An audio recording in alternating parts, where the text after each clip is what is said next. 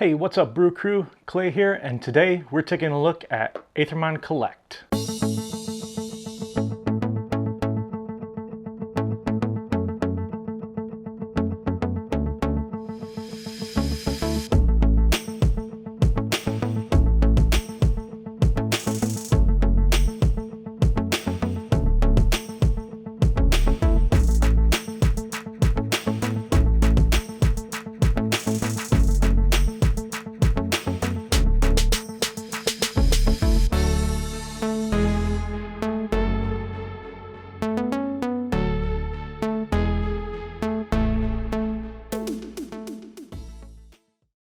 Aethermon Collect is a lightweight, fast-playing game of open drafting and set collection. Let's head down to the table for a gameplay overview, and then we'll come back up and I'll let you know what I think. Aethermon Collect can be played as either a cooperative or competitive game. First I'll explain the competitive rules, and then I'll give you an overview of the cooperative rules. Depending on the player count, you will create a grid of cards using a certain number of elements. For example, here I've set up a 2-player game which uses a 5x5 grid and all cards from 4 different elements randomly chosen.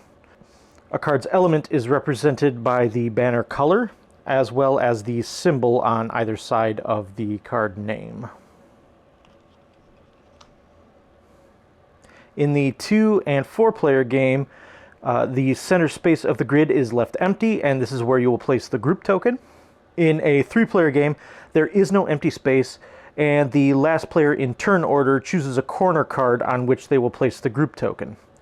They don't get to claim the card that they place it on, they will just determine where the token starts at the beginning of the game.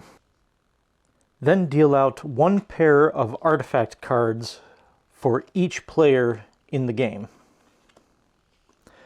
Players will take turns in reverse turn order, drafting artifacts that they will be able to use during the game. On your turn, you must move the group token.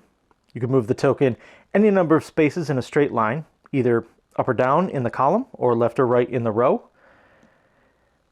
All movement has to stay within the space of the grid. Once you've moved the group token, if you've landed on a space with an Aethermon card, you will collect that card by placing it in front of you. You may also choose to move the group token to an empty space, but if you do that, you do not collect an Aethermon card. After collecting a card, if applicable, your turn is over and play will pass to the player on your left. Continue moving the group token and selecting cards in this way until each player has taken a consecutive turn without collecting a card. Once the game is ended, add up all of the points on your Aethermon cards, and the points are in large numbers in the top corner.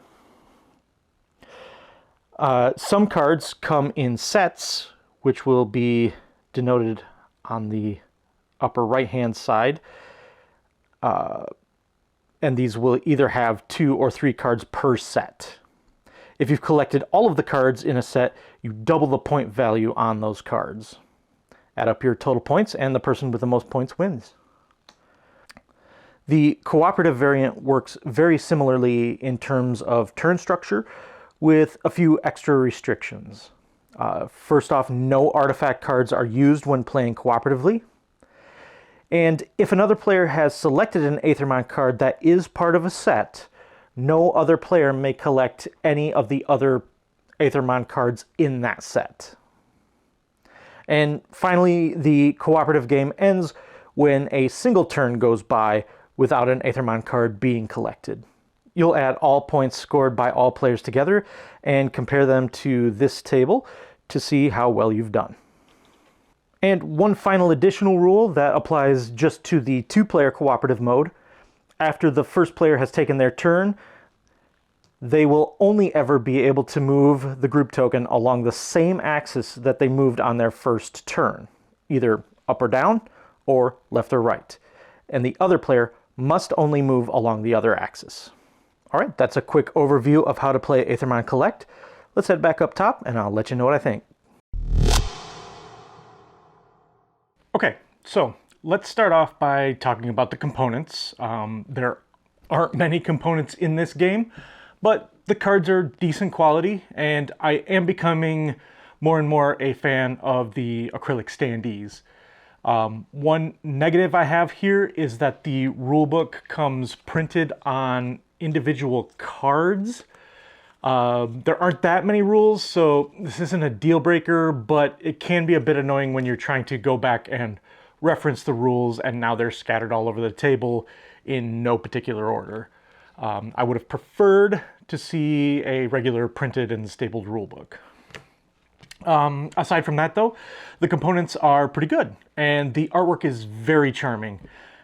Each card has flavor text on the reverse side about that particular Aethermon also, which is a cute thematic touch. The symbols and card colors easily denote which card belongs to which element. I did notice though that when playing on the larger grid sizes, I did find it hard to tell which cards belong to which set because they're shown in little small circles in the corner of the card. It was usually easy enough to figure out, but using those icons was a bit of a struggle for me. Most of the time I found it easier just to find the creature that kind of looked like the one that I was looking for. Again, this is not a major issue, but it's something to be aware of.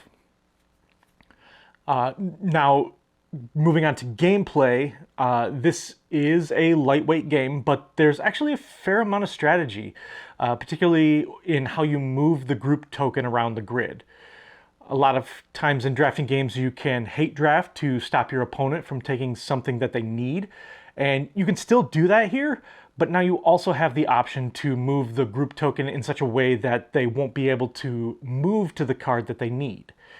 This is a way to block your opponents without having to take a card that you don't really want just to keep them from getting it.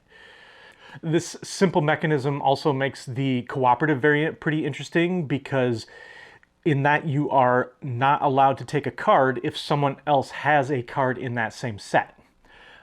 That means that instead of trying to block an opponent, you have to be careful not to leave your teammate in a situation where they can't take a card, because as soon as a player is unable to claim a card, the game ends. This puzzle is made even more interesting in the two-player cooperative mode, because in addition to the normal cooperative restrictions, once the first player has moved the group token, they will always move along that same axis, either X or Y, for the rest of the game. And the other player will then only be allowed to move along the remaining axis. I like the addition of the artifact cards that let you bend the rules a little bit. These are only used in the competitive variant, and they are only one-time use, but you get 2 of them, and in a game that's this quick, I think that works just fine. Outside of the movement of the group token, this is a very straightforward set collection game. Score points on the cards, or double the points if you collect a full set. Setup is really quick, although it can have a somewhat large footprint depending on the grid size that you're playing with. And the box says it plays in 15 minutes, and I think that's pretty accurate. But while it might not be a rich, robust experience, I thought that this was a clever, fun, filler-style game with plenty to like. If you're looking for a quick-playing game that will give you a bit of a chess-like feeling of trying to read your opponent's next move, then I would say that Aethermon Collect is worth checking out. All right, everyone, that's Aethermon Collect. If this sounds like a game that you might be interested in, you can find it on GameFound with the campaign launching on August 1st. And until next time, let's get another round for the table.